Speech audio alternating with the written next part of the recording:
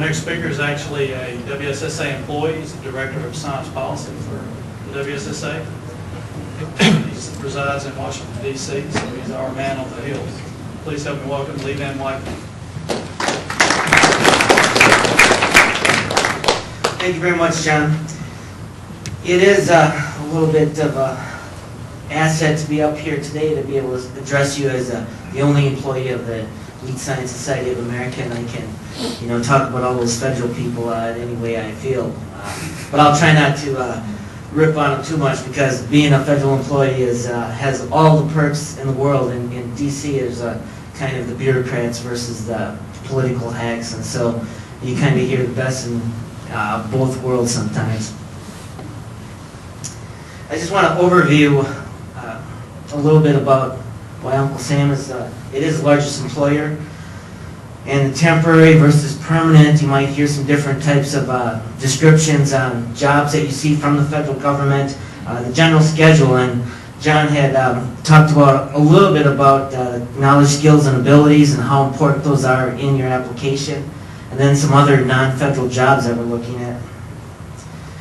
So the federal government does have 2.7 million federal employees, 300,000 employees a year. I believe at the Department of Agriculture it's around, as a cumulative across the country, around 100,000. And just last week I was at the Farm Bill hearings, and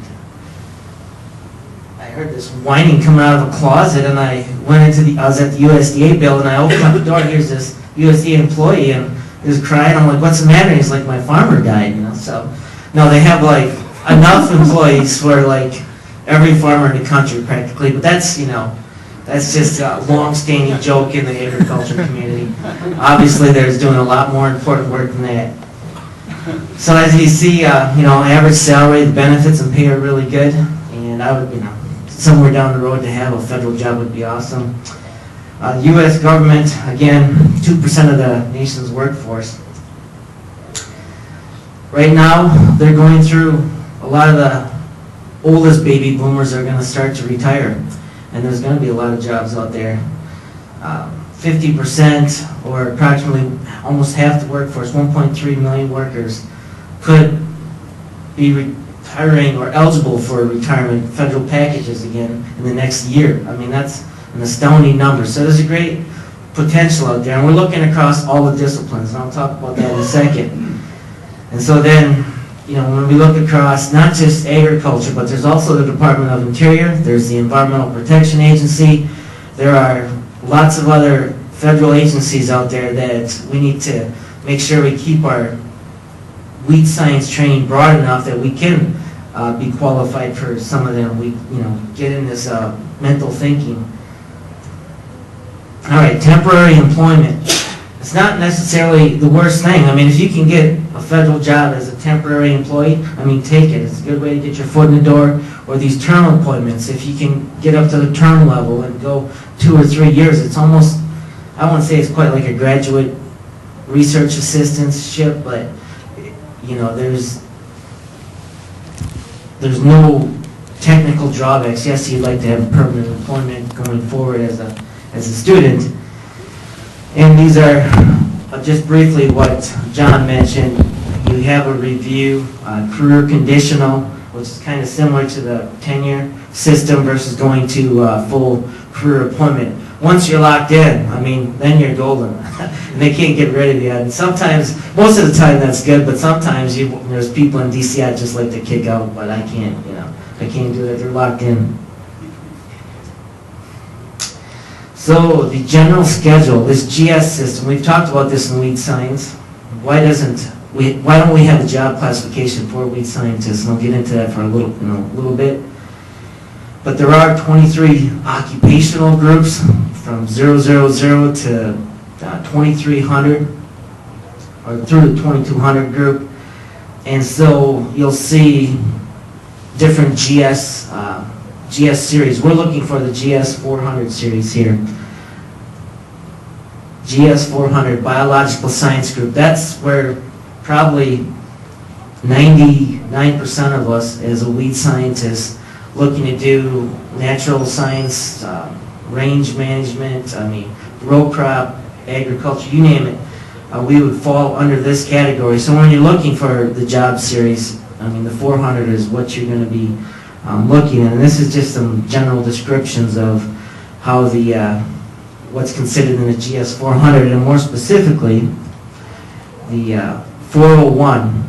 Now this was what the federal government, the Office of Personnel Management, just told us last summer, that we will not create a weed scientist as a federal job series. And that's been a long-standing, we can say we're mad with the entomologist, we're mad at the plant pathologist, and whoever else, why did they get their own job series? And we don't. Well, that's because we're cooler than they are. They're limited technically. When you look at the big picture, they're stuck as an entomologist all the way up. They would have to change series into like management or technical, or I shouldn't say managerial type positions that go beyond the pay scale. They would have to basically reapply for that a whole new GS series. And so we can look at it in a bright way or in a negative way, and I believe we are still much better off to maintain this 401 job series. And some of the technical expertise that's involved, it allows us to expand out into any of the other 400 series. So there's one for agronomy, there's one for range management, there's one for microbiology. And when you go online and when you're looking at a federal job series, look for the 401, the General Natural Resources Management and Biological Sciences. KSAs, knowledge, skills, and abilities. Now with the KSAs, it's my understanding that they are the most critical part of your application.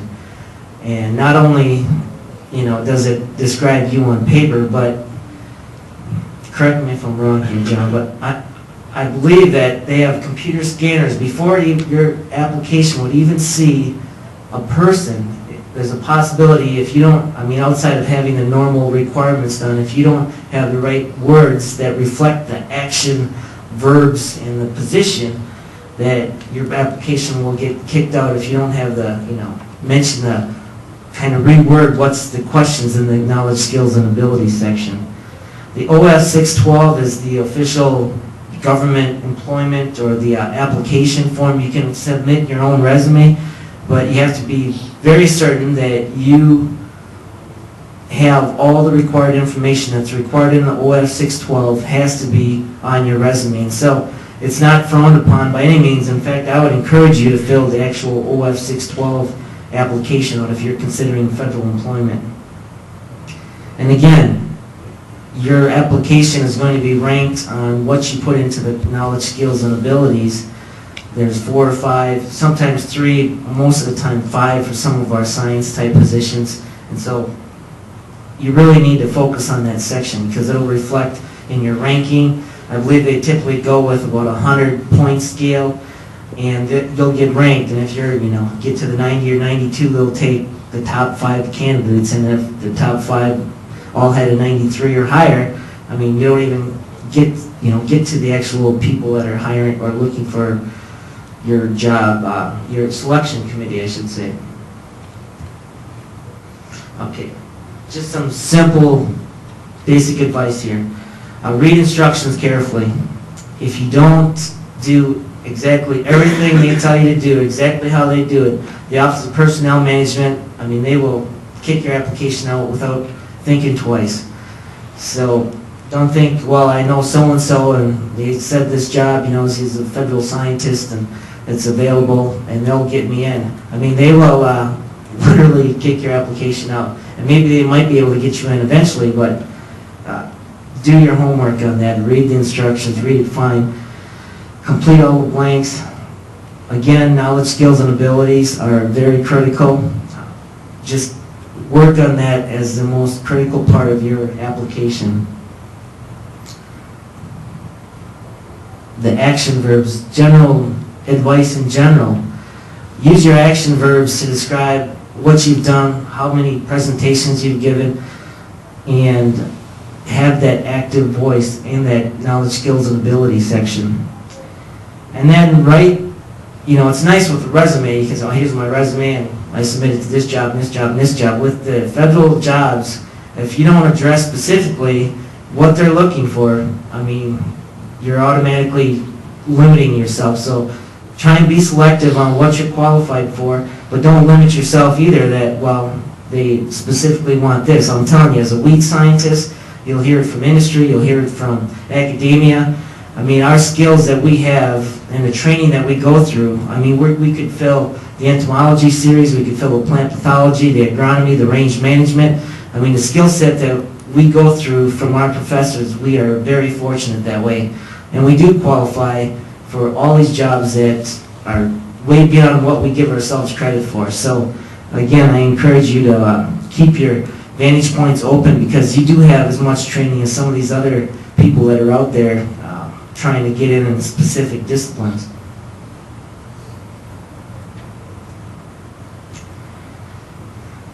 And last, I'd just like to emphasize some of the other non-federal jobs in DC. I'd love to have company out there as a weed scientist on the Hill. And if you do make it into DC, give me a ring. But the commodity groups, they're always looking for policy type people that are located in DC. The National Association of Wheat Growers, the United Fresh Fruits and Vegetables. We heard about from the Undersecretary yesterday, and you know, all the new mandatory funding that's going to be going into specialty crops. And that by no means is a given, but again, those groups and organizations do have lobbying people up there, and your expertise as a scientist would be greatly needed there. Some of your non-governmental organizations, such as the WSSA, which is a nonprofit, you know, academic science society. Crop Life America is actually with, that's the representation of a lot of the industry folks that deal with herbicides and pesticides in general. You know, the Farm Bureau, every state has a Farm Bureau. Probably almost every state has National Farmers Union. I mean, get involved with them at the local level. There's lots of chances to evolve up there. The Union of Concerned Scientists, there's all kinds of political flavors, you know, really hardcore liberal, hardcore conservative, and that kind of leads into the other government think tanks. They typically have a foundation or a philosophy behind them. So if you're going to apply for like something like the Heritage Foundation, like their agricultural policy advisor, understand what their beliefs and philosophies are, or something like a Cato, and you maybe have heard of these, and maybe have not, just to trying to get your horizons opened up if you like the policy evidence. And then while on the Hill, there's the Congressional Research Service, and that is Congress's congressional research arm. When I used to work on the Hill, I could call up people at CRS and say, you know, I need to know the per capita income of Thailand in 15 minutes, and they would call you back in 15 minutes and give you that. Well, the same thing happens for agriculture research, farm bill reports. They have people that specifically get paid a lot of money. Most of them make more than 6 digits, or around 6 figures, to write congressional research reports. So it's very hard to get into, but I just want to mention that because a lot of people don't realize Congress has its own research arm. And then finally, the fellowships. That's how I got to the Hill. After my graduate work, I applied for Tri-Society's Congressional Fellowship and worked for a congressman from Minnesota, and then stayed on the Hill with another congressman from Michigan.